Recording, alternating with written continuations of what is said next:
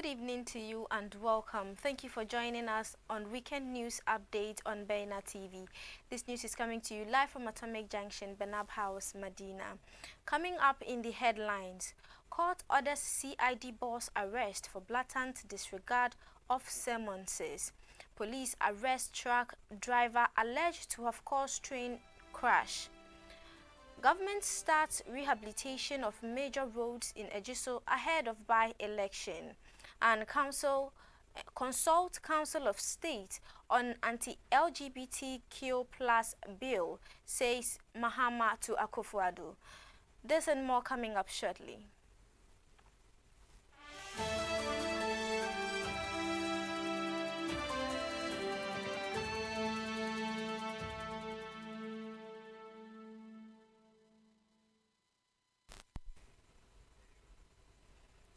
Thank you for staying with us. You can also watch us live on Facebook at Baina TV and on YouTube at Baina TV.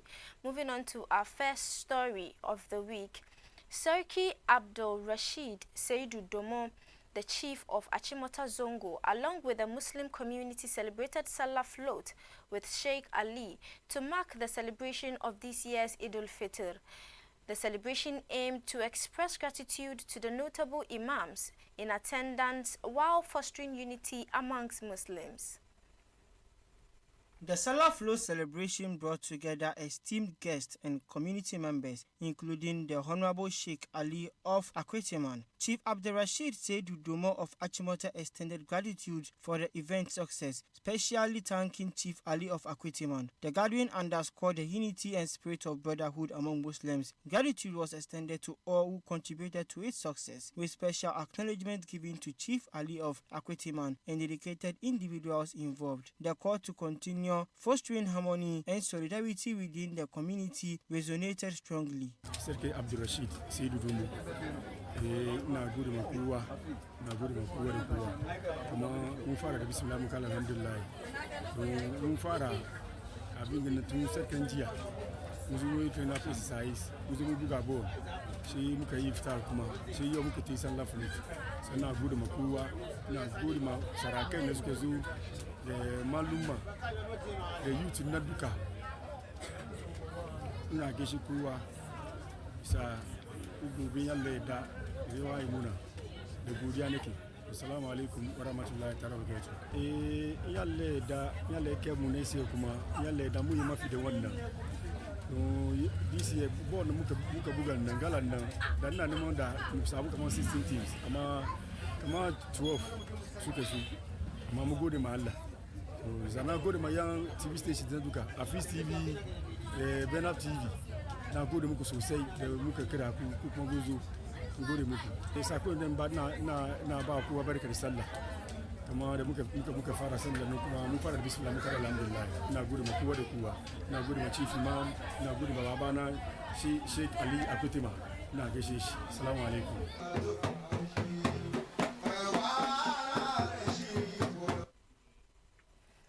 The High Court in Accra has recently issued a bench warrant for the arrest of two high-ranking officials within the Ghana Police Service. This decision was made after the Director General of the Criminal Investigation Department and the DG of the Legal and Prosecution Unit repeatedly failed to appear in court to address alleged contempt charges. An application by Sure World Global Outreach seeking the release of an impounded vehicle with registration number GN2925-20. Despite the court's orders, the police officials continued to disregard summonses, leading to the issuance of the bench warrant. During the proceedings, the counsel for the applicant sought the committee of the CID boss and the DG of the Legal and Prosecution Unit for contempt. The court found the respondent's actions as a refusal to adhere to its directives, prompting the issuance of the arrest warrant. It is worth noting that the court had earlier ordered the Inspector General of Police to ensure the appearance of the officials, yet they remained absent. In light of this, the court found that no one is above the law, and the evidence showed that its orders had been duly served on the IGP. Therefore, a bench warrant warrant was issued for the arrest of the respondents. And moving on, John Dramani Mahama, the flag bearer of the National Democratic Congress, has criticized President Nana Addo Dankwa Akufo-Addo's handling of the anti-LGBTQ+ bill, urging him to seek guidance from the Council of State. Mr. Mahama says President Akufo-Addo's decision not to assent to the bill is undemocratic and wrong. Speaking at a meeting with members of the clergy and imams in Nalerigu in the northeast region, Mr. Mahama says the Council of State must intervene. According to Mahama, the President can refer the bill to the Council of State for advice so that the Council of State will look at it and then they will write their advice to the President, and then the President will take that advice and based on that either to sign it, or if the Council of State raises legitimate issues, the President will send it back to Parliament with the issues that were raised by the Council of State. Mahama believes that this is what the Constitution says, but the Constitution also says that Parliament shall present the bill to the President and it is a constitutional action. And the fact that somebody has filed an interlocutory motion in the Supreme Court does not stop the Parliament from presenting the bill. Elizabeth Aluva, the convener of the Ghana Environmental Advocacy Group, has sounded a distressing alarm about the state of river bodies in the western region and beyond, attributing the degradation to illegal mining activities, colloquially known as galamsey. In an interview with the media, Elizabeth poured out her worries about the worsening condition of Ankobra River at Wioso. She warned that individuals relying on the river for their daily needs are in danger of poisoning. She said, it is not just the major rivers that have been destroyed. Mighty rivers like Tano, Brim, Ankobra, Pra, Ofin have all been destroyed. Subila, the stream captured in Osagyefo Dr. Kwame Nkrumah's biography, stinks. She said, they have got to a point where they are being poisoned. She added that everybody who relies on Ankobra River is being poisoned. She continued that it has gotten to a point where either something is done about it, where ultimatums will be given, and issues are placed right to the doorsteps of Anananum, or they just watch themselves to be poisoned to death. The convener of the Ghana Environmental Advocacy Group highlighted the poisonous nature of the Ankobra River over the past 5 years due to the use of hazardous chemicals by illegal miners. She said, in the past 5 years, there has been a noticeable degradation in the Ankobra River's condition. Concerns have been raised regarding increasing pollution levels. It has been reported that children frequently swim in that contaminated waters, posing risk to their health, robbing them of their childhood joy. The presence of hazardous substance like mercury and cyanide has been highlighted, indicating the seriousness of the situation. It has been observed that various mining companies are contributing to the pollution by disposing of their waste into the river. Urgent action is needed to address this environmental crisis and restore the Ankobra River to a clean and safe state. Elizabeth, leading the Ghana Environmental Advocacy Group, underscored the toxic state of the Ankobra River over the past 5 years, attributing it to the use of dangerous chemicals by illegal miners. She called for immediate action to halt illegal mining activities and called for a change in people's attitude towards the environment. A private legal practitioner, Martin Kpebu, has praised the recent conviction and sentencing of persons involved in financial malfeasance at the Microfinance and Small Loans Center, which caused the state to suffer losses. He commended the government for recovering the money lost to these convicted individuals.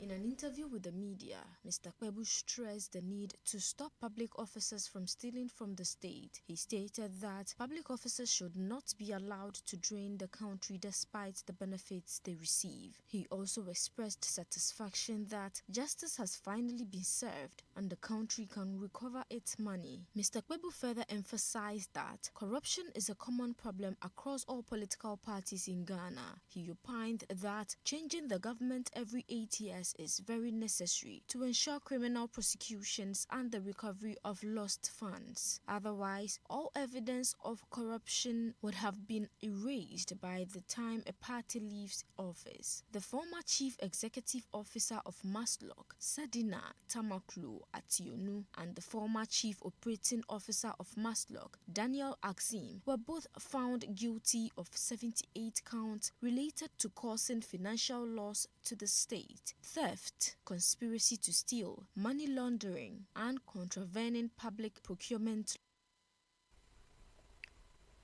The Chancellor of the University of Cape Coast, UCC, Sir Sam Jonah, has called on Ghanaian journalists to actively safeguard the country's democracy by not shying away from addressing critical issues affecting its governance system. The theme of the 75th anniversary celebration is 75 years of excellence journalism, past, present, and future.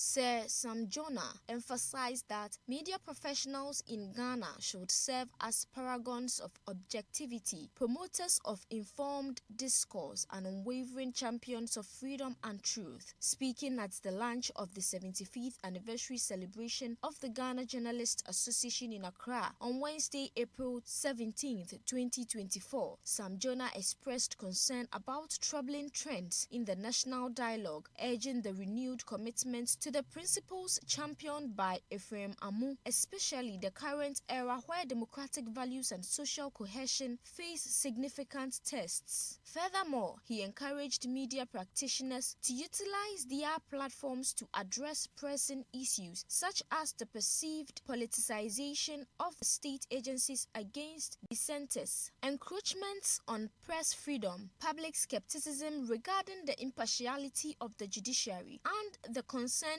lack of accountability in the public finance management. He said, "This is the time for patriots to find their voices against the perceived weaponization of the state agencies against opponents, the creeping assault on freedom of the press, the perceived lack of trust in the dispensation of justice, and the pathetic lack of accountability in the protection of the public press." He further added that it is time to be fearless and courageous. Citizens cannot and must not compromise on their defense of the national interest. The success of their attempt at the democratic order will depend crucially on how free the press is. I call upon you to remember that the Ghana Journalists Association is more than a collective of individuals. Indeed, it is a symbol of our nation's resilience, its aspirations, and its unwavering pursuit of progress. Inspired by the legacy of our forebears and the timeless call of Yanara Assassini, let us forge ahead, united in purpose and resolute in our commitment to the ideals of your noble profession. It is my hope and prayer, ladies and gentlemen, that your association will become the beacon of truth, integrity, and national pride today, tomorrow, and for generations to come. As trained journalists, you've been taught to be wary of being overly optimistic or thoroughly pessimistic, but to look carefully at the facts, the source, the context, and the motive. Trust, they say, but verify. And when you have your who, what, where, why, and how, do not be afraid to publish the truth. It is better to tell the truth that offends than look on timidly, sheepishly, and cowardly as the case in the country's interest is captured for the benefit of the few. And moving on, Asantehene Otumfuo Osei Tutu II advised the Akufo-Addo government to confront economic realities and prioritize policies fostering industrial growth and job creation. He recommended the involvement of private sector in partnership with public enterprises like Volta River Authority and the Ghana Grid Company to attract essential financial investments. The remarks were made during the commissioning of a 430-kilometer natural gas pipeline by Gensa Energy, aimed at bolstering the nation's power sector. Otumfuo Osei Tutu II emphasized the inefficiency of solely government-owned companies and advocated for their diversification into the private sector to attract more investment and expertise. He specifically mentioned entities like VRA, Gridco, and the Electricity Company of Ghana, ECG, as candidates for divestment to the private sector. The Asante Hene highlighted the financial challenges faced by the government and suggested that divesting these entities will alleviate the burden while also attracting more investment. He stressed the importance of facing economic realities and delineating the roles of government and the private sector in driving economic development. Otumfuo Osei Tutu II praised the private sector for its ability to attract investors and advocated for replicating such successes in other sectors through private sector involvement. But Jonathan, I agree with you that government should be looking at policies instead of being involved in industry and everything. It doesn't work. And it's about time Ghana realizes that it's not going to work for government to be involved in setting up companies and all those things. It doesn't work. Government should be contained with policies, and then private sector should be involved in setting up industries and everything. It works that way, and therefore you can attract more investments to come to the country, and it creates more employment.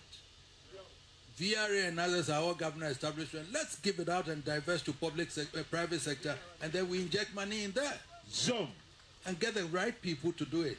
Gridco and others are all for private sector. Let's give them the money, get the qualified people, divest government from it, and let them do it. Other than that, electricity company is in a situation where we don't know, but that also must be divested and give it to private sector. Why are we still holding it when we don't have the money? We are not even able to collect all the taxes that we want. We are going to IMF for money and all those things. We are hanging on to industries that we cannot maintain and run. Look, it's about time we faced realities and then decided on what government should be doing and what private sector should be doing. So that this is a testimony of private sector investment. And they were able to attract Mr. Oppenheimer. His family has all the money in South Africa. They were able to attract him to come here because he believed in private sector. And they've done it in various countries in Africa. So that is how we have to be looking at it, to attract more of these investments into the private sector so we can do it. My son here, when he was, Nanyampo was saying that those small generators and all those given to Bui and all those, go and review the policy and let the government know how to go about it. The driver of a Hyundai truck with registration number GS 9018-20 has been apprehended by the Ghana Police Service for allegedly abandoning his truck on the Tema-Mpakadan railway line, which resulted in a train crash on Thursday. According to the police, their initial investigations have indicated that the driver left the truck unattended on the railway line, causing it to collide with the new DMU train that had recently been procured from Poland. The suspect's identity has yet to be established, but the police have stated that they are continuing their investigation into the matter. The Ministry of Railways Development stated that the train was on a test run when it crashed into the unattended truck parked in its path in a cave at approximately 12:10 p.m.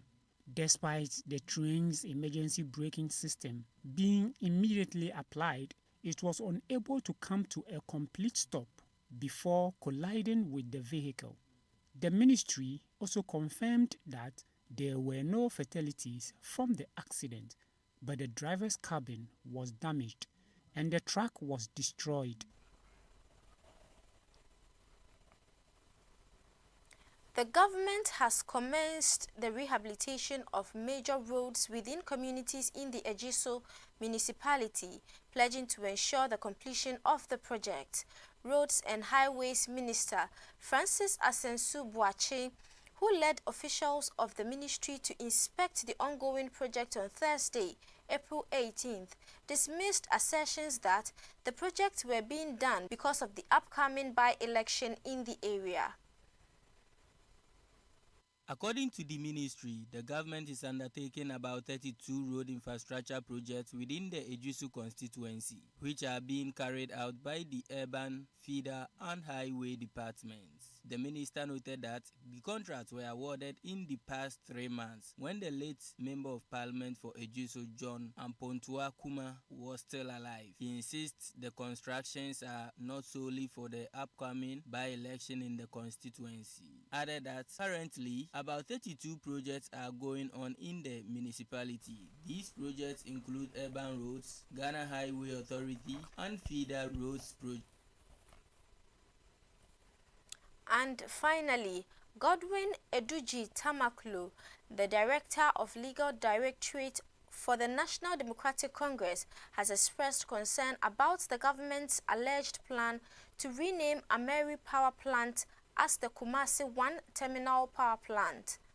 Mr. Tamaklo views the move as a calculated attempt to deceive Ghanaians, especially those living in the Ashanti region, where the plant is situated. He also claimed that the attempt by the government to change Ameri Power Plant is to hoodwink voters in the region in the upcoming 2024 polls. He points out that the Ameri Power Plant, originally procured by former President John Dramani Mahama, were designed to mitigate the country's power crisis during his administration, with a capacity to generate 25 megawatts of electricity. According to him, Bawumia and Akufo-Addo, out of shame, have decided to repackage and rename the Ameri plant as Kumasi 1 Terminal Power Plant. He said that is what they are planning to go and commission. He concluded that the current government has failed to do anything meaningful in power generation. And that is how we wrap up. You've been watching Weekend News Update on Bena TV. My name is Sharifatu Ayuba. Have a lovely evening.